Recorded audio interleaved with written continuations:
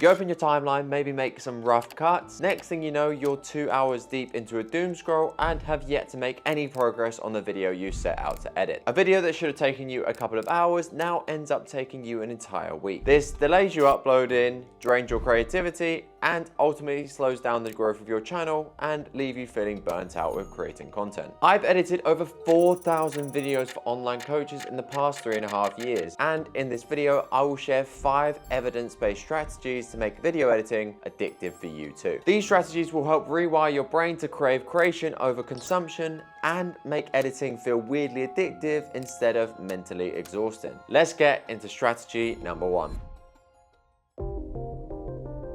One of the most common questions I get when it comes to video editing is, what software do you use? And the reason this question frustrates me so much is that it overlooks the main issue. Your software choice isn't holding you back. It's your own abilities to use the one that you've chosen. I know phenomenal editors who use Premiere Pro, DaVinci Resolve, Final Cut Pro, CapCut, even iMovie. Heck, I know for a fact I could probably edit a better video on Google Calendar than most coaches could on any software of their choice. All of these softwares will have slight pros and cons to them, but ultimately it doesn't fucking matter. What matters more is that you just pick one that you're comfortable with, don't get distracted, and just get better with that chosen software. Seeing a great video and asking what software someone uses is the fitness equivalent of seeing someone in great shape and asking what training plan they followed. As it's unlikely that it's the exact training plan that would have got them in shape, as you and I know that you could do this in hundreds, if not thousands of different ways. But the fundamentals of training hard, sticking to an actual plan, applying progressive overload, and having some sensible structure in place is the real foundation of getting in shape. Not stressing if you follow a push-pull leg split versus an upper-lower body split. So just pick whatever software you feel most confident on or have the most interest to learn and just stick with that.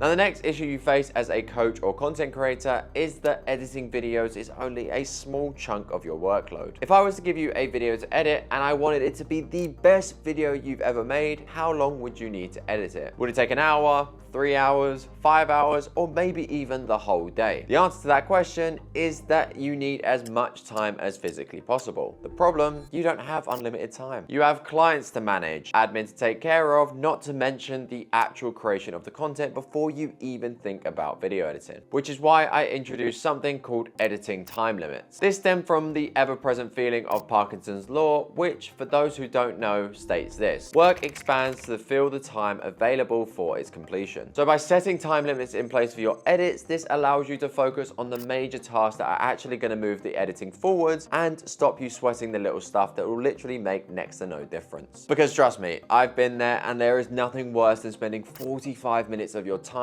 trying to find the perfect whoosh sound effect. Your aim would be to improve the time it takes you to do the essential parts of your edit. Think things like your raw cuts, adding B-roll, maybe adding captions, so that you have then more free time to put the personal touches into the video. Now, of course, this isn't the law, and if you set aside an hour to edit a video, it doesn't mean that you have to finish after that hour if you just need an extra 7 minutes to get it done. But what it will do is mean that you're following some sort of structure and give you the best opportunity to fit this into your schedule whilst being efficient with your time. However, that then raises the question, how do you get more time efficient with those editing fundamentals? And this is by implementing something that, if you use a calendar already to manage your workload, you're probably already doing. And that is time blocking. So here's how we're going to apply that to video editing. When you edit a video, you probably follow a structure that looks a little something like this. Your raw cuts, then you add your captions, then you add your B-roll and overlays, throw in some transitions, and maybe if you're feeling a little bit fancy, you might even do a little bit of sound design. You then have to repeat that cycle for every single video that you edit. But instead, why not time block each part of the process and just edit multiple videos on the same timeline? So let's take 2 videos and show you how I would do this myself. The first step would be to get your main A-roll clips into the timeline. From here, you could color code the separate videos so that you know which is which, and I'd always advise leaving a slight gap in the timeline so that these don't overlap. You're then going to move into doing all of the raw cuts for each video. Get rid of all the mistakes and everything you don't need to then tidy your timeline up. My next step would then be to go through each each video individually and add in all of the B-roll sections that you need. I'd always recommend using B-roll where possible, especially when editing short form content, as despite me being an egotistical wanker who loves the sight of his own face, I have to accept that this might not be the most engaging for a viewer to watch. Once this has happened, we can then move into those fancy little effects that you want in there. Think your transitions, sound effects, text design, animations, and so on. Before rounding up the video and adding some captions in there, ensuring that these are clear and easy to read for the viewer. And just like that, I've edited 2 short form videos, both finished in 50 minutes, ready to upload, all through focused editing. And if you are an online coach or a creator who wants more support with their content creation process, I do have the Shredder Academy below. A group where you get to learn this sort of stuff in more depth and detail, whilst also having weekly calls with myself to hold you accountable and the occasional guest speaker as well. It'll be the top link in the description, so hit that to learn a little bit more about the group.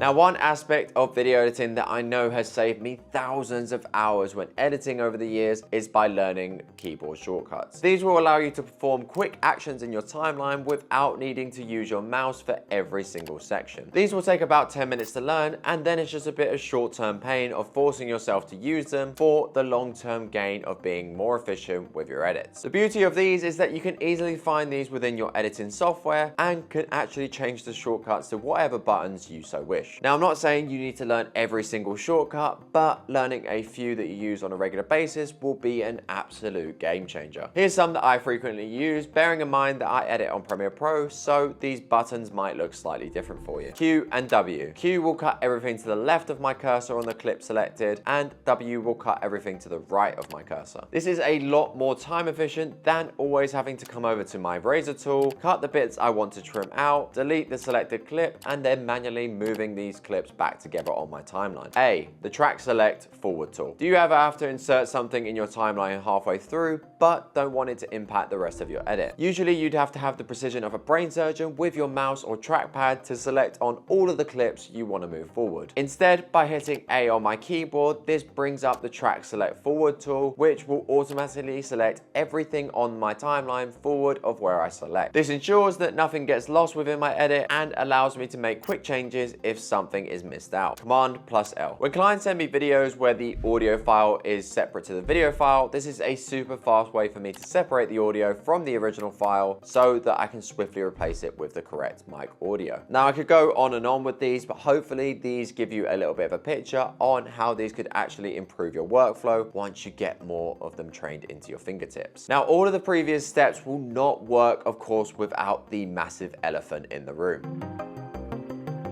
And that is to set up your environment for success. Now, as someone who constantly edits on the go and can't always rely on the exact same desk setup, it would be a bit hypocritical of me to tell you to do the same. However, there are still a few basic principles that can be applied. Place your phone in another room. Your phone is going to be your main source of distraction, so you need to isolate it and create as much friction as possible with you picking it up as you can. As mentioned, this can start by placing it into another room, maybe downloading some apps that block your access for set time periods, or there's even boxes that you can now buy that would literally not let you touch your phone no matter how hard you try. There's no judgment here, just use whatever option works best for you. As well as this, you also need to block certain apps on your computer that are likely to distract you. I use a simple free Google Chrome extension to do so, and will usually block Instagram, WhatsApp, emails, and potentially YouTube if I'm really struggling to stay focused on my edit. And the last principle to help with focus and attention is one that I've actually taken from James Clear's most popular book, Atomic Habits, which he describes as the 2-minute rule. So often we don't begin on edits simply because we know the amount of work that is ahead of us. The problem is that before starting, we always presume the worst case scenario on how long this will take us. But this is something that I have to constantly drill into my own head when I find myself procrastinating around editing videos that I just literally need to get past those first 2 minutes. This This usually only involves me opening up Premiere Pro, naming the file, and maybe dragging some clips into my timeline. The rule is simple, just get started for the first 2 minutes, and if you want to stop there, you can. But what actually ends up happening is that once you get started on the task and you overcome that initial step, which is always the hardest, you then get into the processes we mentioned in step 3, and you're away. Now we've established how we're going to make the most of your editing time, you're going to want to spend all the time that you're saving on improving the actual content that you're filming. As if the content you're creating is a bit shit, then I hate to break it to you, but no amount of editing is going to save it. So watch this video next, and I'll teach you how to improve your camera presence in just 7 minutes.